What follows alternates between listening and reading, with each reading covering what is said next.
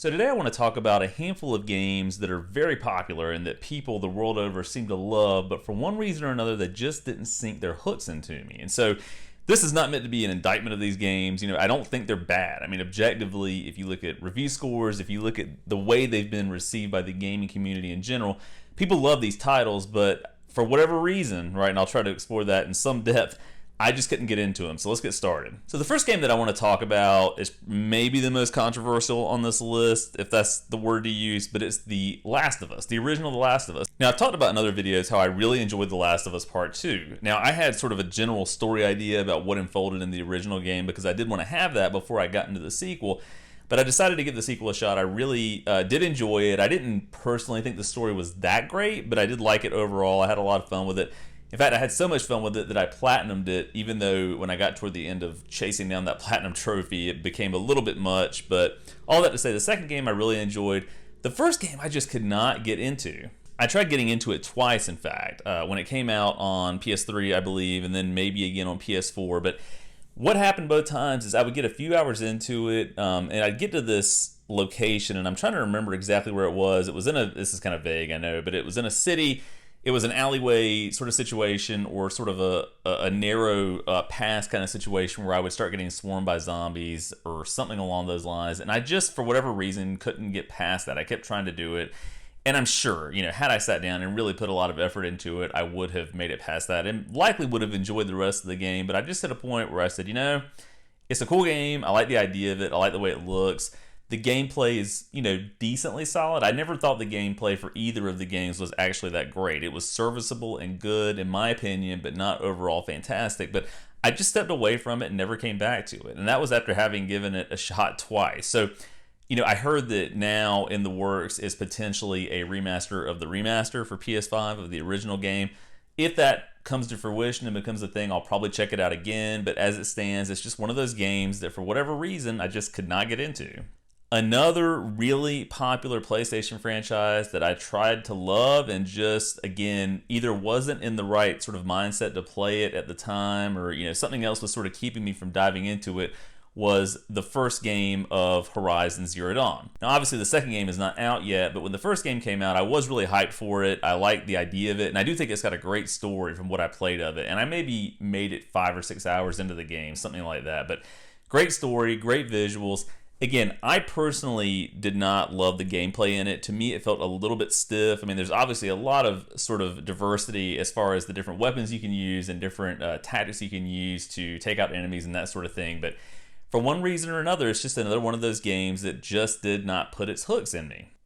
Again, I am not in any way saying it's a bad game. I think either I was just into a different type of game at the time that it was released. Maybe I was more into sort of brawler type games. And I've learned over the years that I do enjoy those types of games, right? Games like The Force Unleashed, just as an example. For whatever reason, despite the beauty of the game, despite the story that's really good, I just couldn't get into it. But I do think it's one of those games that I am going to try and revisit. I don't know that I really gave it the fairest shake that I could give it the first time through. So I'm going to go back to it.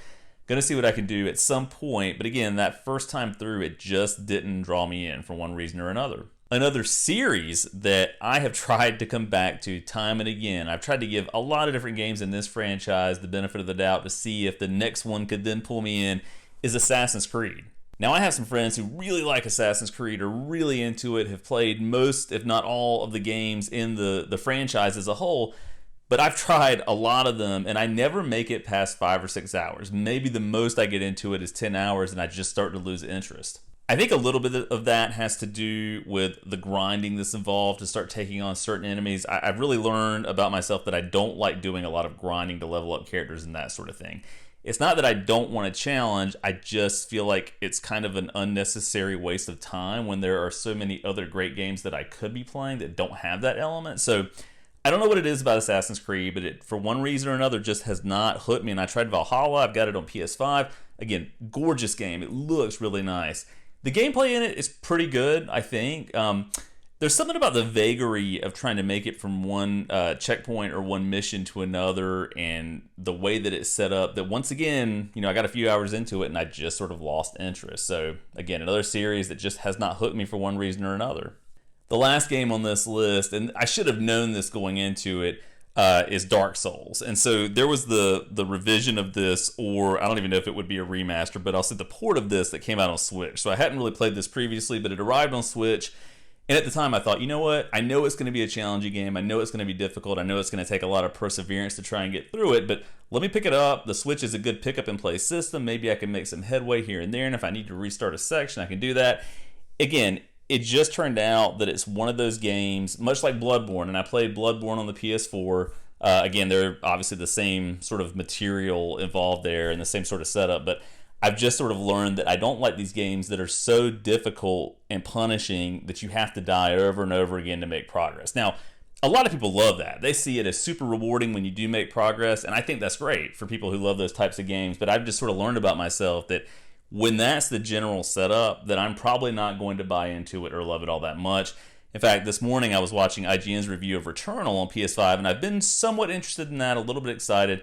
It does look good, but I think in hearing them talk about the escalating difficulty and how hard it gets as you get deeper into each of your runs, because it is a roguelike, and the fact that you can't save the game, because the runs apparently do take a long time to get through, and because it costs $70, which that's the new norm, and I think studios, deserve every bit of money that they ask for, especially when they've put a lot of time and effort into a game. But because of all those things, I think I'm just going to wait for that one to go on a sale, even though it does look like something that I would enjoy because of the sci-fi element. I love the look of the particle effects, but again, along the same lines of something like Dark Souls maybe or Bloodborne, I've just sort of learned about myself that I don't like these games that are super duper punishing and don't really give you an opportunity to try and get through it on an easier difficulty, right? A good game that I think is an example of this is Celeste. I love that game.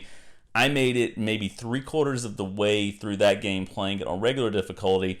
I kept running into a barrier as I was trying to make progress there, and I was given the option to scale the difficulty back, and I made it through the entire game. And I love the story and I love the experience. So personally, I wish a lot of these super difficult games would give you that option to scale the difficulty back if you want to, and I think more and more are sort of seeing the value in that because they can appeal to a wider audience. But again, I totally recognize and understand that that's not everybody's take. A lot of people want these super challenging games, and for those people, that's great. But for myself, I've learned that I just don't really love that. So anyway, those are just a handful of games that people seem to love that I have not fully bought into yet because of a variety of reasons. And I just, at this point, I'm thinking maybe I'll give them another chance down the road. But again, just they didn't get their hooks in me for one reason or another. So if you have some games like this, please let me know that in the comments below. Maybe there's some games that I have checked out that I did like that you didn't like, or vice versa. And so I think it's fun to have these types of discussions. So let me know what you think in the comments below. And as always, thanks for watching.